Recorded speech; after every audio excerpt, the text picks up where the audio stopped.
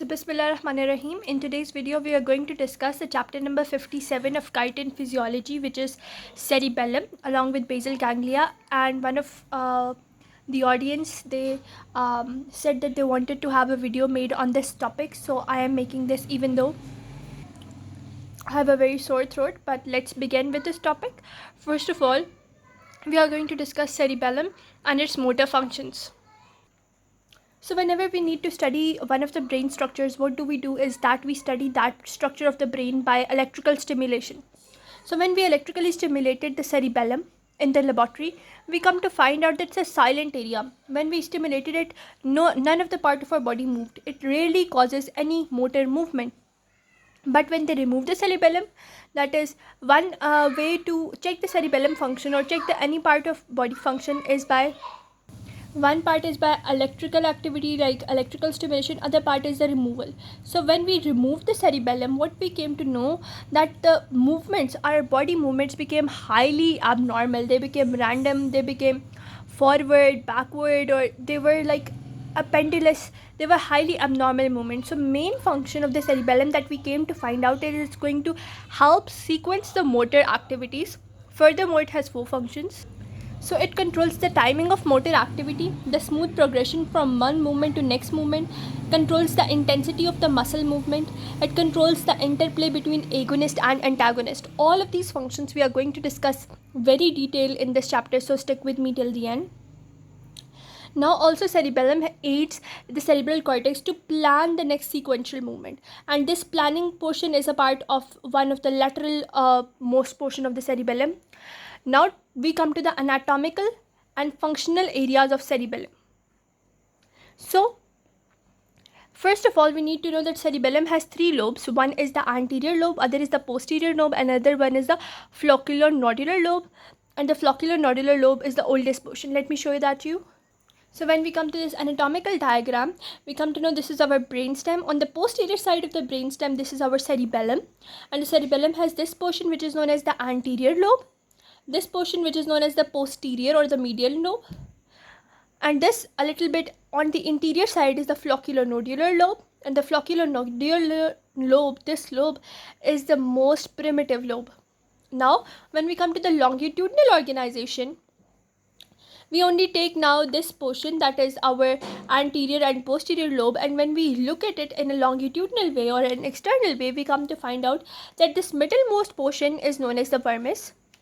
Surrounding this vermis is the intermediate zone, which is in blue color, that is the paravermis, and on the most lateral side is the lateral zone. Similarly, on the inferior side we have the flocculonodular lobe. Now there are certain fissures as well, but these fissures are studied in anatomy, but I need to tell you the first fissure, that is between the anterior and posterior lobe, this is known as the primary fissure. Then it is going to be a horizontal fissure which is going to divide the cerebellum into an superior and an inferior portion, and then there's another fissure which is going to separate the posterior lobe from the flocculonodular lobe. This one is known as the uvulonodular fissure. So primary fissure, the horizontal fissure, and the uvulonodular fissure. So three fissures and three lobes, etc. Now they tell you that the vermis, the paravermis and lateral zones are very much important. First of all, this vermis region, it is going to be associated with the movement related to our shoulders, the movement related to our trunk, related to our hips, related to our whole torso, even the genital region, etc. But for the vermis or the paravermis, that is the intermediate zone, it is going to have the movement related to our hand, our feet, or the distal portion of the limbs. And the lateral zone is going to plan the sequential movement. We'll look into it a little bit detail in a minute. Now this thing that we studied over here, it is known as the topographical representation of our body on the cerebellum. Now they are saying that in the lateral portion, which are very much large, you can see in the lateral portion which are very much large, there is no topographical organization. These areas of the cerebellum receive the input signal from the cerebral cortex. So they are receiving signals directly from the cerebral cortex, especially the premotor areas of the frontal cortex, and from the somatosensory cortex, and from the parietal cortex. This connectivity with the cerebral cortex allows the lateral portion for planning and coordinating of the body's rapid movement. I told you that the middle one are going to be involved with the trunk, the axial skeleton. These are going to be involved in the appendicular skeleton. And this lateral portion is a planning or coordinating zone. It is going to receive from our cerebral cortex, from the somatosensory cortex, as well as it is going to receive from the parietal cortex.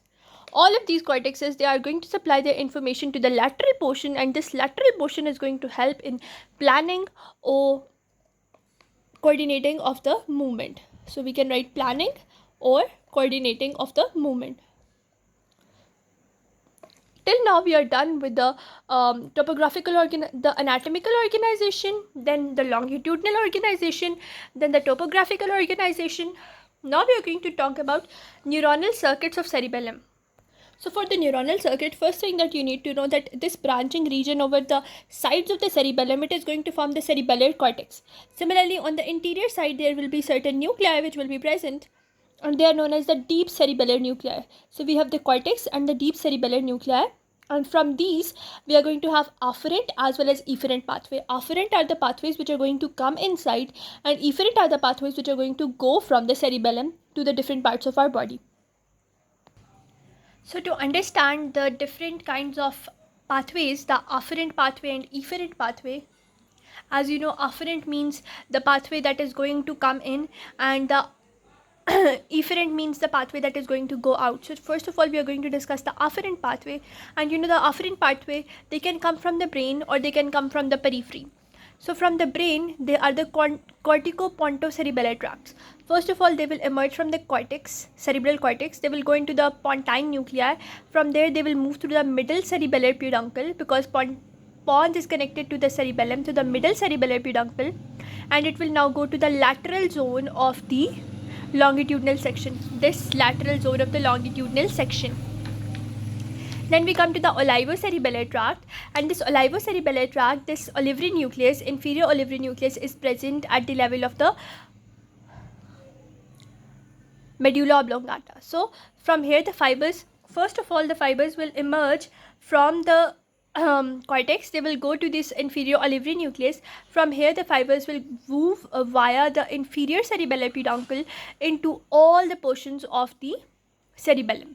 So first from was the corticopontocerebellar tract, the other is the cortico-olivocerebellar tract, then we have the vestibulocerebellar tract. And the vestibulocerebellar tract, from the vestibular apparatus of the inner ear or from the vestibular nucleus that is present at the pontomedullary junction, the fibers are going to emerge and they will go to the cerebellum, and now the fibers can either innervate the floccular nodular lobe or the deep nucleus, which is the fastigial nucleus, which we will discuss a little bit later on. Now the reticular cerebellum. So the reticular cerebellum is, reticular formation is a portion which is present in a brainstem, that is the midbrain, pons and the medulla, and this reticular formation helps to keep our conscious alive. So the fibers from this reticular formation, they will move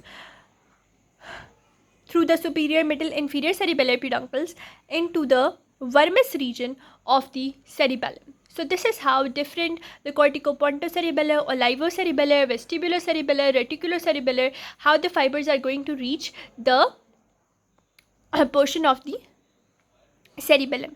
And you should always remember that the fibers are not crossing over and the same portion or the same side. For example, if the fibers are coming from the right side, they are going to go into the right cerebellar hemisphere. So the crossing over is not present over here. Now we come to the periphery. Periphery means from the spinal cord or from the brainstem, etc. the fibers are coming and they have no connection from the cerebral cortex. So sometimes the fibers, they originate, and they are called ventral or dorsal spinocerebellar tracts. Then we have a cuniocerebellar tract. So cuniocerebellar is a bit easy to understand. So fibers are coming down from downward. These fibers are known as the spinocerebellar tracts, and these fibers sometimes they can be a part of the ascending tracts or the dorsal medial system, etc.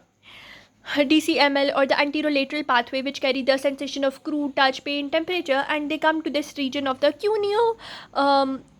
nucleus cuneatus of the medulla oblongata. So fibers will now emerge from the nucleus cuneatus. They will travel because the midbrain is connected to the cerebellum through the inferior cerebellar peduncle.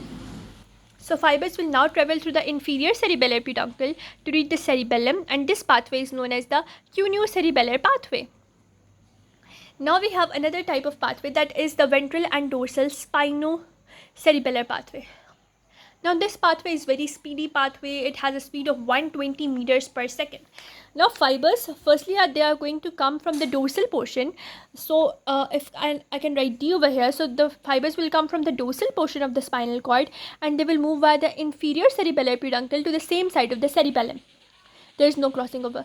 But now sometimes what happens, that the fibers, now they emerge from the ventral portion of the cerebellum.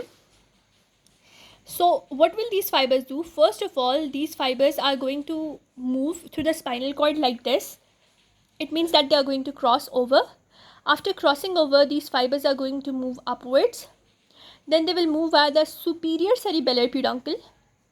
So they move via the superior, they enter via the superior cerebellar peduncle. Then from the cerebellum, they cross over and they go to the middle cerebellar peduncle of the opposite side. So actually this is the part where the fibers are going to emerge from one portion of the spinal cord. They will move, they will cross over in this region. These are the ventral ones. They will cross over in the spinal cord level. Then they will move upward and they will enter the corresponding side, the superior cerebellar peduncle. From there they will move through the middle cerebellar peduncle to innervate the opposite middle cerebellar peduncle and thus the cerebellum. And you know, since this starting point and this ending point, they are coming in the same cerebellar hemispheres, so this means that the pathways to cerebellum will always be ipsilateral, and we will be any damage to the cerebellum or the cerebellar functions, we will be able to find out through the ipsilateral mechanism. It means that they are going to innervate same side of the body. Right side is going to innervate the right side of the body. So any damage to the right cerebellar hemisphere lobe is going to affect the movement on the right side of the body. So this was our pathway, and you should also know that the ventral portion, or that is the ventral spinocerebellar tract, it innervates vermis and the paravermis or the intermediate zone. Now they are saying that the signals that are coming into the dorsal spinocerebellar tract, they are going to come from our Golgi tendon organs, our tactile receptors, joint receptors. So they are going to the tactile receptors, the joint receptors, the Golgi tendon organs, they are going to make our body or the cerebellum aware of the position of the body.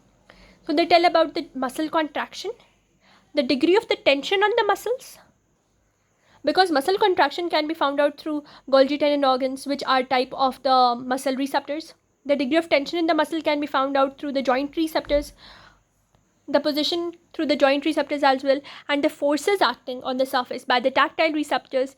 So this was the whole pathway. Now they tell you that the ventral spinocerebellar tract, the whole tract that was causing all sorts of trouble for us, this tract is going to have contact with the corticospinal and the rubrospinal fibers, which are going to be present in the anterior motor horn. For example, if I make this spinal cord over here, and I told you the fibers were emerging in the anterior motor neurons. Now these fibers are not going to receive fibers from outside the body, like the joint receptors, not outside but the peripheral part of the body, like the joint receptors, the Golgi tendon organs. They are not going to receive the fibers from them. Rather, they are going to receive the fibers from corticospinal and rubrospinal tracts, as a result of which they will receive a efferent copy. You know, afferent fibers which are going upwards into your cerebellum or the cerebral cortex, etc. So the corticospinal and rubrospinal, which are both the cerebral cortical fibers, they are going to relay some of their neurons in the anterior motor system to the ventral spinocerebellar tracts, and these ventral spinocerebellar tract will receive the efferent copy of the neurons, and they will help to coordinate the movement. So this is how coordination is brought about by the cerebellum. Now, as I told you, the spinocerebellar tract is having very high velocity, 120 meters per second. So we talked about there was this reticulocerebellar tract. Then we talked about another tract which was the olivary tract, that they were part of the cortical tracts. Now they tell you that sometimes the reticular tract and the olivary tract can receive fibers from the spinal cord. So this our reticular tract, it can sometimes receive fibers from the spinal cord itself. So that situation, the fibers will become the spino-reticulocerebellar tract, and in this situation the fibers will not become cortical fibers or the brain fibers, rather they will become the peripheral fibers. Similarly, in the olivary nucleus, if they receive the supply from the spinal cord, the fibers will become the spino-olivary cerebellar nucleus and or spino-olivary cerebellar tracts. And in this situation, they will not be coming from the brain, rather they will be coming from the spinal cord, and they will be calculated in the which region of the peripheral zones. Okay, so apart from the ventral, the dorsal, spinocerebellar, the cuneo-cerebellar, we will have another two types of the tracts which we can write over here, which are the spino-reticulocerebellar and the spino-olivary cerebellar tracts, which can become a part of the peripheral tracts. So why did I write the don't eat greasy food? It's actually a mnemonic. So now we know this is vermis, this is paravermis, this is a lateral zone, and I told you that there were going to be certain deep cerebellar nuclei. So we have three different kinds of the deep cerebellar nuclei, which one is present in the lateral zone, one in the intermediate zone, other in the vermis zone. In the vermis zone, we have our nucleus, which is known as the vestigial nucleus. In the lateral zone, we have our dentate nucleus, and in the intermediate zone, we have interposed nucleus, which are two in number, the emboliform and the globose. And to remember them, I have made this mnemonic from the outer to the inner side, that is, don't eat greasy food: dentate, emboliform, globose, and vestigial nucleus. Or you can also call them DIF, that is the dentate, interposed, and the vestigial nuclei. So the pathways that were coming from the brain or from the spinal cord, those pathways were afferent pathways, that were incoming pathways. Now those pathways are going to end on either of these nucleus. But sometimes what happens is, not sometimes but always, that there are going to be fibers that are going to come out from this vestigial nucleus, from the interposed nucleus, from the dentate nucleus. These fibers are going to be known as the efferent pathway, that are going to come out from the cerebellum. So after discovering the nuclei, I told you that there will be efferent fibers which are going to come out. The efferent fibers, they can come out from this vermis region, the paravermis region, or from the lateral zone. And from the vermis region, we have the vestigial nuclei. So the fibers that are coming from the vermis to the vestigial nucleus, they will go to the medulla and the pons, and they will be involved in equilibrium apparatus as well as in the posture. Similarly, the interposed nuclei, which are the emboliform and globose, they are going to receive information from the paravermis, then they will, or the intermediate zone, they will move through these emboliform and globose or the interposed nucleus to the ventrolateral and the ventroanterior portion of the thalamus. From here, they will move into the cerebellar cortex, the cerebral cortex, and from that to the basal ganglia, from that to the red nucleus, the reticular fibers. This is a part of the Peypi circuit which we'll study later on, but you need to know that they send fibers from the thalamus to cortex, from the cortex to basal ganglia, from the basal ganglia to red nucleus, reticular fibers, and those fibers will send the fibers back again to the cerebral cortex to coordinate the movement, or to move the movement, or from one type of movement to another type of movement, or shifting. That is the reciprocal contraction of agonist and antagonist. So they actually control that when one movement is going to be switched on, when other movement is going to be switched on. For example, if we need to close our hand, so these fingers have to flex, whereas the other muscle, they have to contract, they have to expand, or one is flexion and other is the extension. So flexion is agonist and extension is antagonist, and this one is going to be controlled by the interposed nuclei or the emboliform and globose nucleus. Similarly, the information that is going to originate from the lateral zone will move into the dentate nucleus. From that, it will move to the ventrolateral and ventroanterior nucleus of the thalamus. From that, into the cerebral cortex, but it will not go out in the basal ganglia and compare the information. Rather, it will stay over there.